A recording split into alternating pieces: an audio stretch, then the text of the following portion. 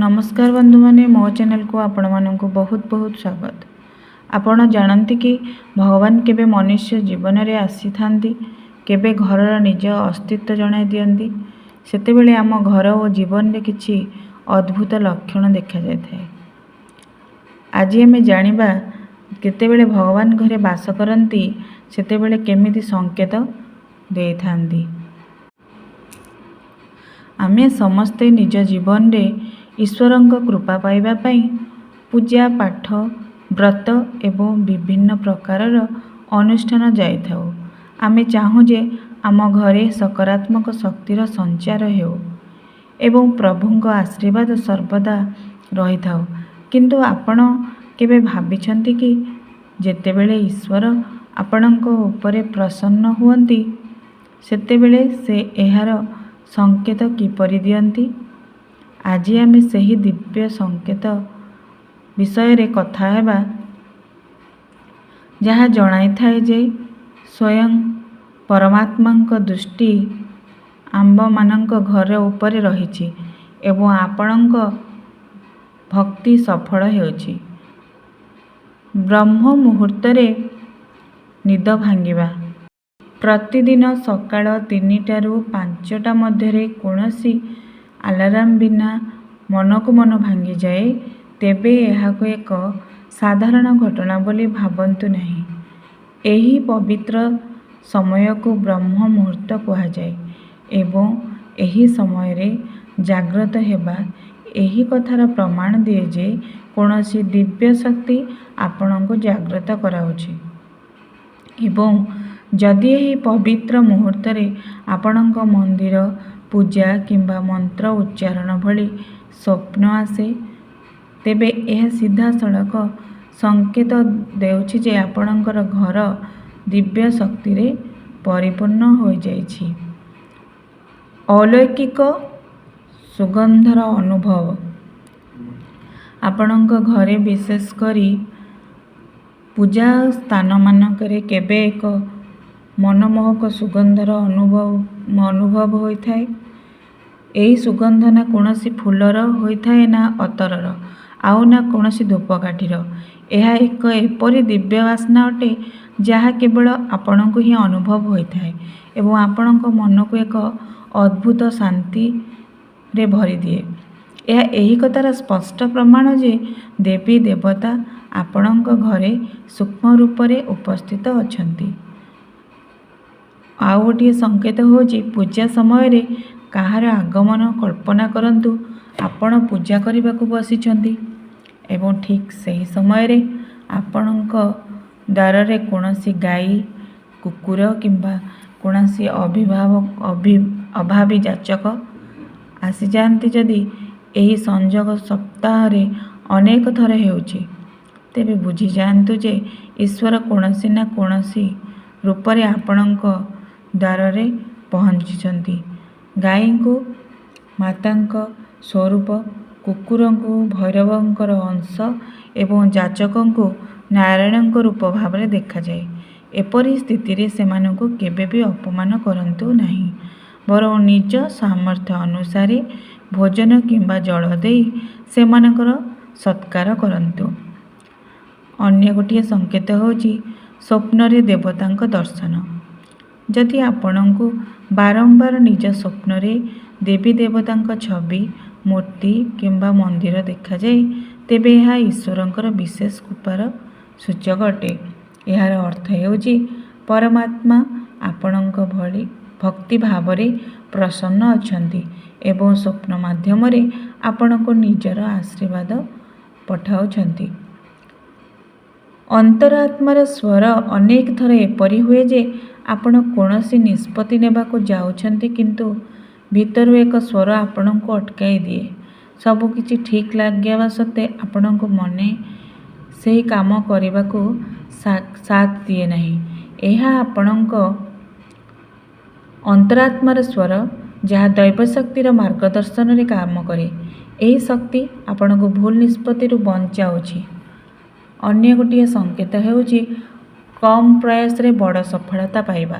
जदि आपण अनुभव करूछंती ଯେ ଆପଣ ଅଳ୍ପ ପରିଶ୍ରମ କରୁଛନ୍ତି ଏବଂ ତା'ର ଫଳ ଆଶାଠାରୁ ଅଧିକ ଫଳ ମିଳୁଛି, ତେବେ ଏହା କେବଳ ଆପଣଙ୍କର ଭାଗ୍ୟ ନୁହେଁ, ବରଂ ଐଶ୍ୱର୍ଯ୍ୟ କୃପାରୁ ଫଳ ଅଟେ।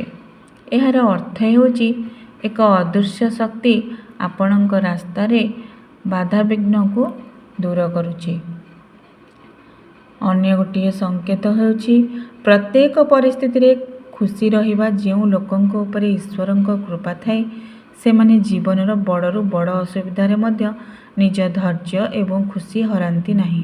ଦୁଃଖର ବାଦଲ ସେମାନଙ୍କୁ ଘେରିପାରେ, କିନ୍ତୁ ସେମାନଙ୍କ ମନର ଶାନ୍ତିକୁ ଭଙ୍ଗ କରିପାରେ ନାହିଁ। ସେମାନେ ପ୍ରତ୍ୟେକ ଆହ୍ୱାନରେ, ପ୍ରତ୍ୟେକ ବାଧାବିଘ୍ନକୁ ହସି ହସି ସାମ୍ନା କରିଥାନ୍ତି। ଶୁଭ ପକ୍ଷୀମାନଙ୍କର ଦର୍ଶନ, ପେଚା ଦେଖାଯିବା।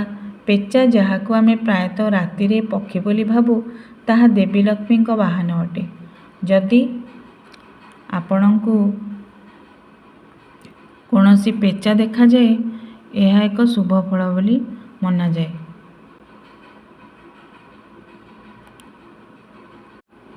ଯଦି ଘରୁ ବାହାରିବା ସମୟରେ ଆପଣଙ୍କୁ ଲଗାତାର କିଛି ଦିନ ପର୍ଯ୍ୟନ୍ତ ନୀଳକଣ୍ଠ ପକ୍ଷୀ ଦେଖାଯାଏ, ତେବେ ବୁଝିଯାଆନ୍ତୁ ଯେ ଭଗବାନ ଶିବ ଆପଣଙ୍କ ଉପରେ ପ୍ରସନ୍ନ ଅଛନ୍ତି ଏବଂ ଆପଣଙ୍କର କୌଣସି ବଡ଼ ଇଚ୍ଛା ପୂରଣ ହେବାକୁ ଯାଉଛି।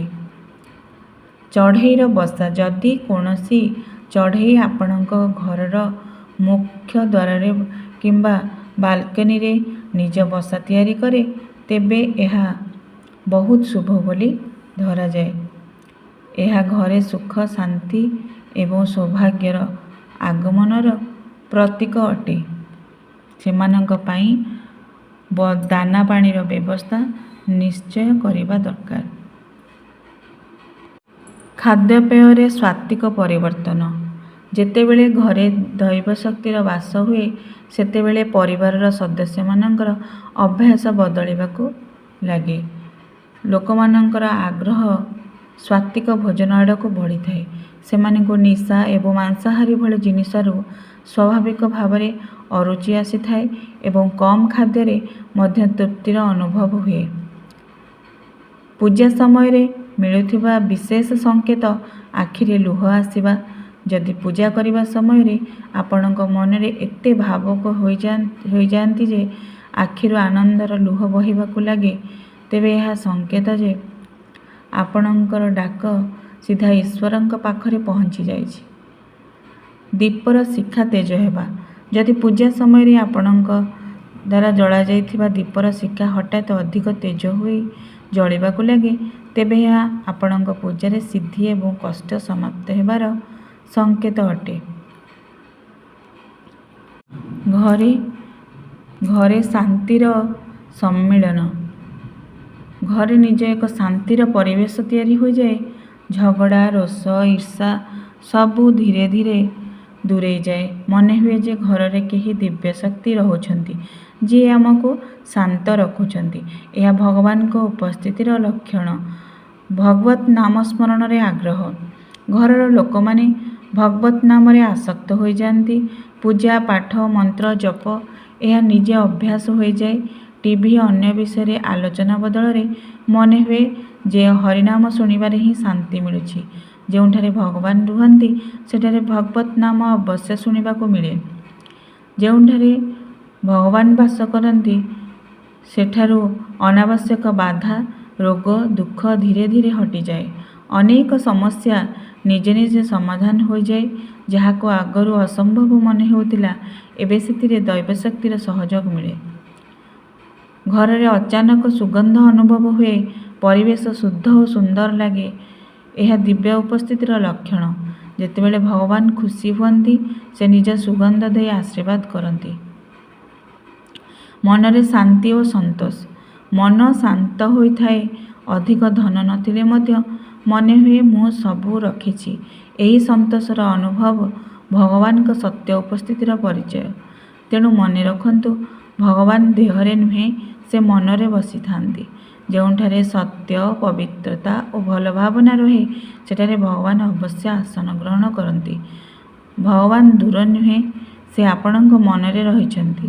ତାଙ୍କୁ ଖୋଜିବା ନୁହେଁ, ଅନୁଭବ କରିବା ଶିଖନ୍ତୁ। ଭିଡ଼ିଓଟି ଭଲ ଲାଗୁଥିଲେ please like, share and subscribe କରନ୍ତୁ। ଜୟ ଜଗନ୍ନାଥ।